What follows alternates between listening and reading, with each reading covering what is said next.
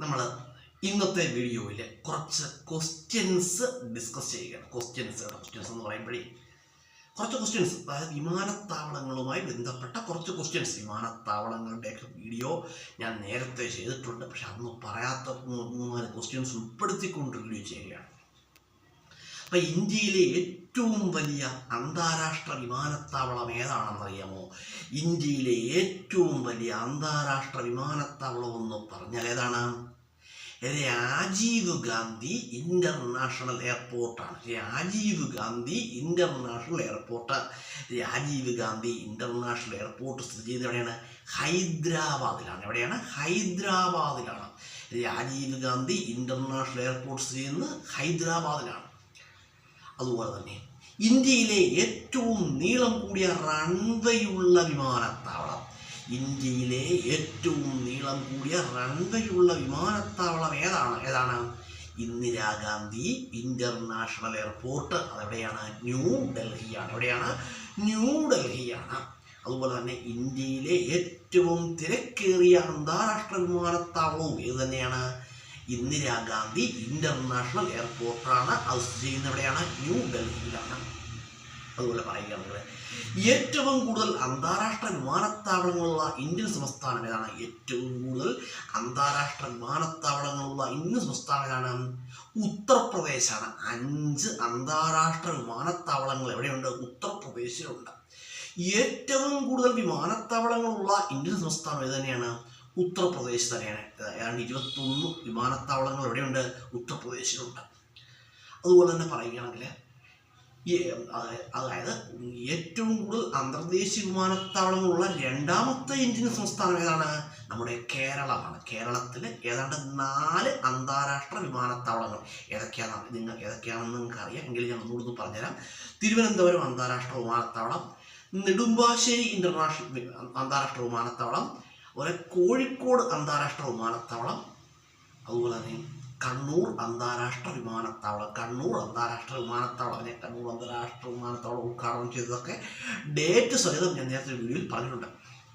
അതുപോലെ തന്നെ പറയുകയാണെങ്കിൽ ഇന്ത്യയിലെ ഇപ്പോൾ ഏറ്റവും പുതിയ വിമാനത്താവളങ്ങൾ, ഏറ്റവും പുതിയ വിമാനത്താവളം ഏതാണ്? Navi international airport, Mumbai. Navi international airport അവിടെയാണ്? മുംബൈയിലാണ്, അല്ലെങ്കിൽ മുംബൈയിലാണ്. നവി ഇന്റർനാഷണൽ എയർപോർട്ട് ഉദ്ഘാടനം ചെയ്തത് 2025 ഒക്ടോബർ 8-ാം തീയതി നമ്മുടെ ഇന്ത്യൻ പ്രധാനമന്ത്രിയായ നരേന്ദ്രമോദി ഉദ്ഘാടനം ചെയ്യുകയുണ്ടായി. അതുപോലെ തന്നെ പറയുകയാണെങ്കിൽ വളരെ പ്രധാനപ്പെട്ട ക്വസ്റ്റ്യനാണ് കേട്ടോ. അതുപോലെ തന്നെ കേമ്പഗൂഡ അന്താരാഷ്ട്ര വിമാനത്താവളം സ്ഥിതി ചെയ്യുന്നത് എവിടെയാണ്? ബംഗളൂരുവിലാണ്. കേമ്പഗൂഡ അന്താരാഷ്ട്ര വിമാനത്താവളം ബംഗളൂരുവിലാണ്. അതുപോലെ തന്നെ പറയുകയാണെങ്കിൽ ജയ്പൂർ ഇന്റർനാഷണൽ എയർപോർട്ട്, ജയ്പൂർ അന്താരാഷ്ട്ര വിമാനത്താവളം സ്ഥിതി ചെയ്യുന്നത് എവിടെയാണ്? രാജസ്ഥാനിലാണ്. രാജസ്ഥാനിലാണ്. അതുപോലെ തന്നെ വിമാനത്താവളങ്ങളില്ലാത്ത ഇന്ത്യൻ സംസ്ഥാനം ഏതാണ്? സിക്കിമാണ്. വിമാനത്താവളങ്ങളില്ലാത്ത ഇന്ത്യൻ സംസ്ഥാനം സിക്കിം. ഇന്ത്യൻ വിമാനത്താവളത്തിന്റെ പിതാവ് ആരാണ്? ഇന്ത്യൻ വിമാനത്താവളത്തിന്റെ പിതാവ് എന്നറിയപ്പെടുന്ന ആരാണ്? JRD ടാറ്റ. ആരാണ്? JRD ടാറ്റയാണ്. അതുപോലെ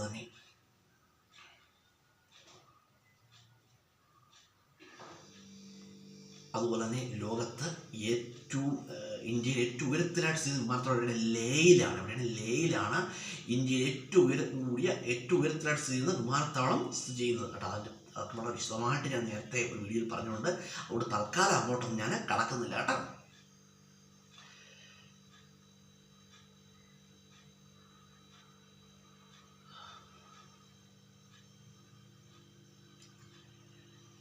ഇന്ത്യൻ വിമാനത്താവളത്തിന്റെ പിതാവാണ്? JRD ടാറ്റയാണ്. ഓർത്തിട്ടുള്ള ഇന്ത്യൻ വിമാനത്താവളത്തിന്റെ പിതാവ് JRD ടാറ്റയാണ്. അതുപോലെ തന്നെ ലോകത്ത് ഏറ്റവും വലിയ 3ാമത്തെ വ്യോമസേനയാണ്. ഏത് വ്യോമസേന? ലോകത്തിലെ ഏറ്റവും വലിയ 3ാമത്തെ വ്യോമസേനയാണ് ഇന്ത്യൻ വ്യോമസേന. ലോകത്തിലെ ഏറ്റവും വലിയ വ്യോമസേന അമേരിക്കയുടെ വ്യോമസേനയാണ്.